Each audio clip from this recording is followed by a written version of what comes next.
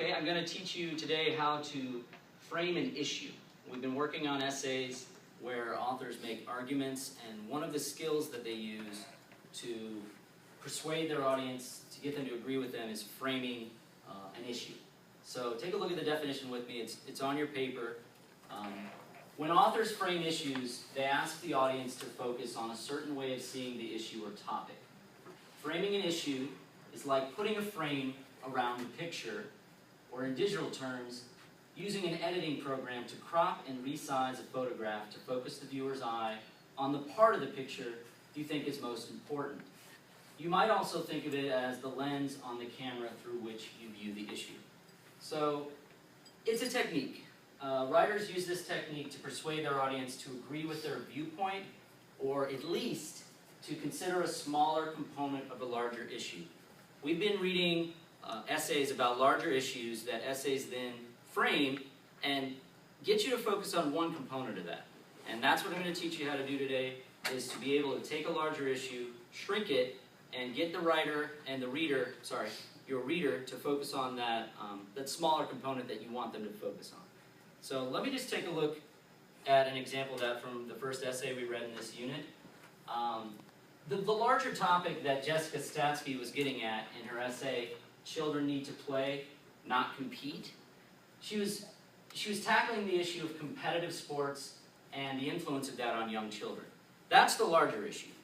And what she did in her essay was shrink it and frame it to convince you and to convince me that it had a negative effect on young children. So one of the ways she did that is using a physical health frame. So she's getting you to think about the physical health ramifications and influences on children who are young. And remember from the essay, 6 to 12 years old. So she wants you to think about just the physical health. Think what you want about competition, but focus on the physical health of the children. And here's the way she frames it. Look at her argument. This is one way she did that in the essay. She said, the danger of overly competitive sports is that they entice children into physical actions that are bad for growing bodies. And so what she's doing there is getting the reader to start thinking about the physical health of the kid.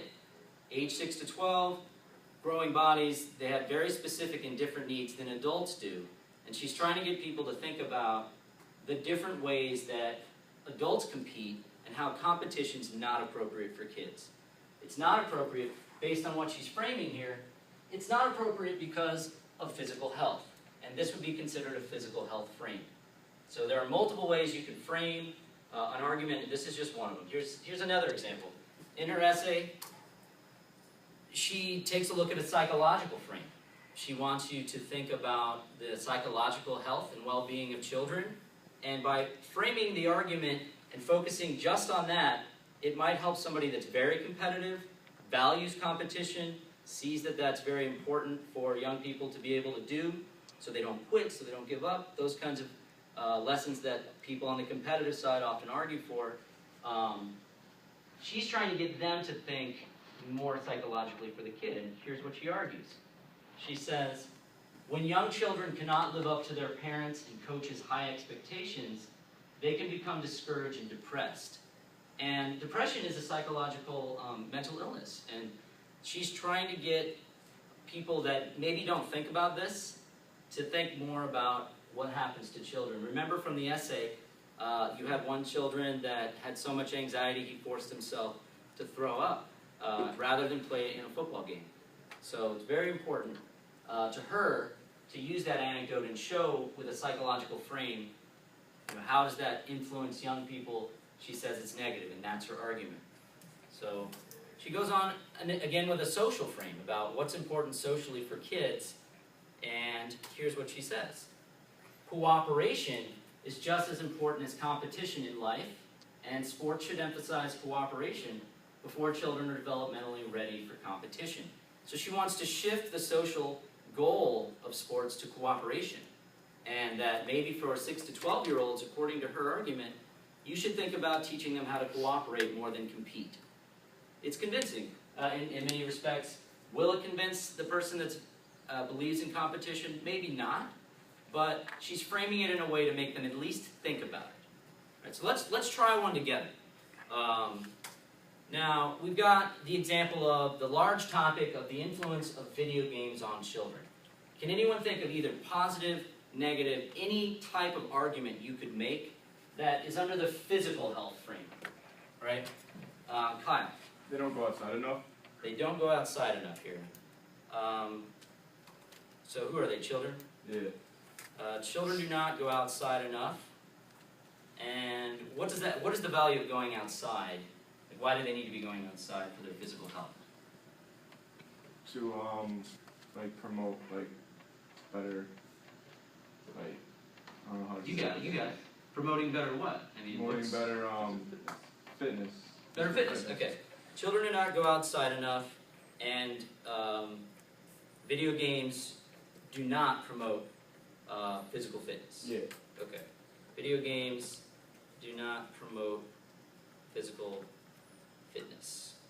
Now, we'll look at these on a whole screen in just a minute. You can't do that on a keynote. Now, anybody have one for a psychological frame, either good or bad? Yeah, that's it. Might cause to influence, promote violence among other people. Okay, and which type of video games? I mean, Mostly video games that contain guns, stabbing, murder, Okay. Which are seen as perfectly fine in the virtual world. Okay, so video games that contain guns, violence, murder. Violence and murder can, you said, promote and create violent individuals? Right. Violent, or children, we're focused on children. Now the social frame. The social frame in the last one was, we should be promoting cooperation. We should not be promoting competition. Can you think of a positive one? These are both negative. Can you think of a positive one that it might promote socially? A lot of games are like team-based things, so it could get like teamwork going up or leadership. Right. Team-based games can promote leadership? Yeah. Good. Right, especially with the presentation we had about, what are they called? Esports. Esports? Like, are they called esports or e-athletes? Esports. Esports, okay. I mean, that's a whole new world that people are entering into where you've got leaders coming out and joining teams and making a living through video games. And they're cooperating. And so you want to think both positive and negative. So let's just take a look at what we have here. Okay. Now we took a look at the issue of, the larger issue of the influence of video games on children. And these are 3 different ways you could frame it. Right? You could take a look at the physical health, and we took a negative approach. We thought that it influenced it in a negative way. It didn't promote physical fitness. The psychological one, we thought that perhaps a lot of violent video games could promote violence in children. It makes them think it's acceptable. Like you said, in the virtual world, that's acceptable. So we could look further into that and start thinking, can they separate a virtual reality from the reality we live in? Maybe, maybe not. That would require some research. Now, the social frame, we went on the positive side and we said, well, it does promote leadership if you're playing on team-based games. That's a big component of the presentation we had on esports. There are teams that are out there making a living this way and cooperating and leading. So now what I want you to try to do by yourself, right? I want you not to work with anybody on this one because I want to see if we're able to frame issues. I want you to take a look at the next one, and on your paper, before we move on, sorry, one more thing. What is another frame that an author might use? We have a physical health frame, a psychological frame, and a social frame. What other kinds of frames might we have used, Kyle? An educational frame? Educational, right? Because some video games you could use to teach kids how to learn. I definitely attended many of those when this was first happening with PCs, where they had all these educational games that we could go away and go away for a seminar and learn about them. So you could go positive or negative in terms of its influence on education. Definitely educational frame. Look at it that way, right? So let's move on to the third example. You can write this down on your paper that you have, where we're going to look at the influence of social media on society. And this is closely related to the essay we just read. So think of a social frame, right? Think of an educational frame and a political frame, and make a one-sentence beginning of an argument where you're framing whether it's positive or negative. What are the social influences of social media? Like, how does that affect people socially? How does that affect the world of education and the world of politics? Right, so I'll give you a minute, and if you have a question, just let me know. You can go ahead and work on this for a couple minutes, and then we'll share some responses.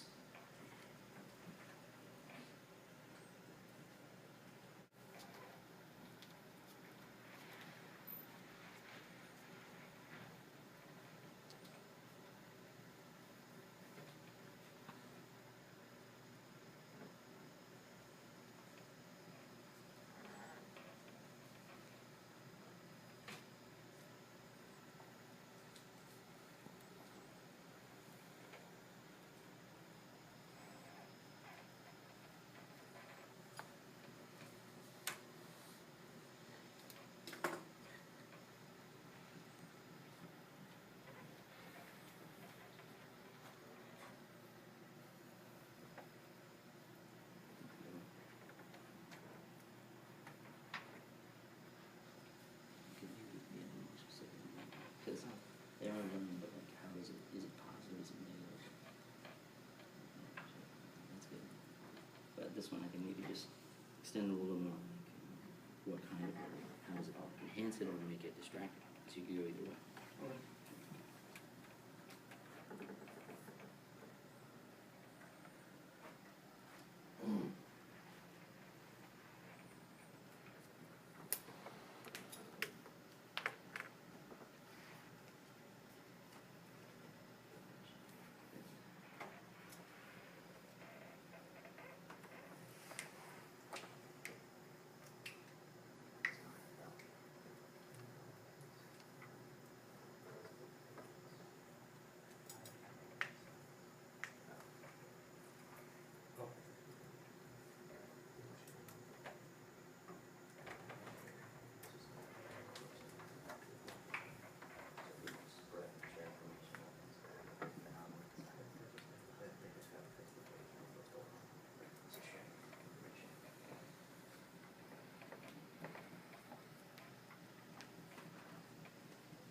Okay, I'm looking around the room and I do see some people are still wrapping up. Go ahead and keep writing. That's fine if you're still writing.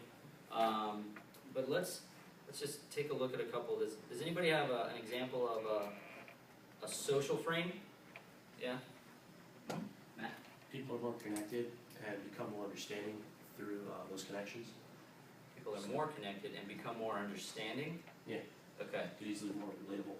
So I have a very similar thing that says social media, it gives people a sense of unity Okay.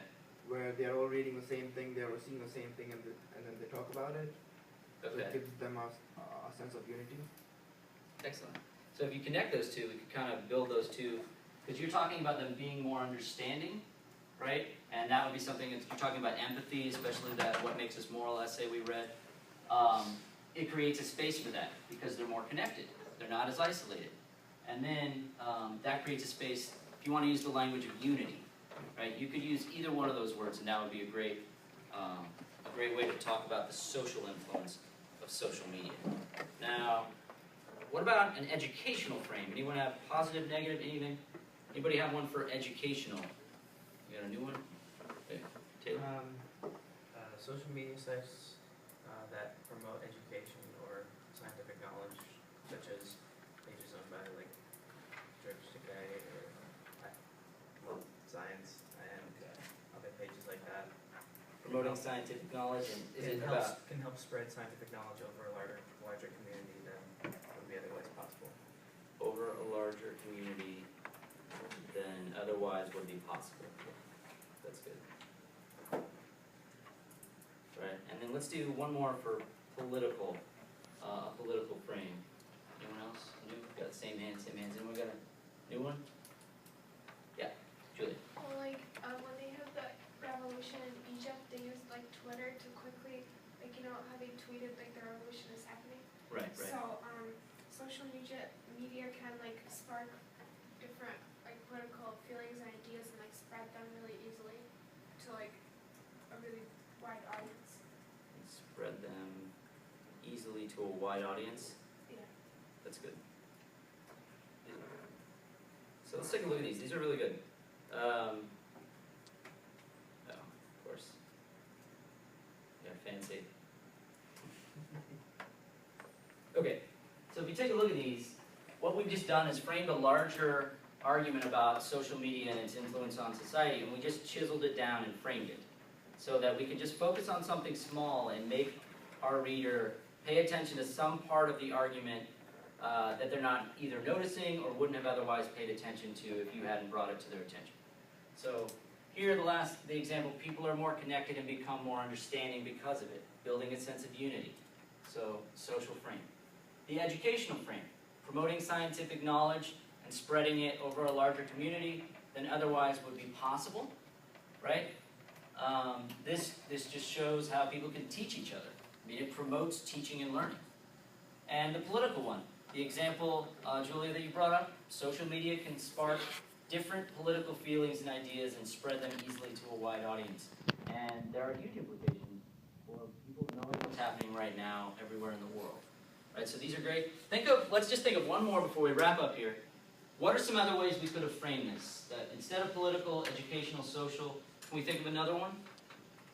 Yeah, Chris? Psychological, Okay, psychological, right? And what could we think of for that? cyberbullying, kids getting bullied online and into depression. Perfect example. So I think you guys have a pretty good understanding of this, and we're going to be using this in our papers, so very good job.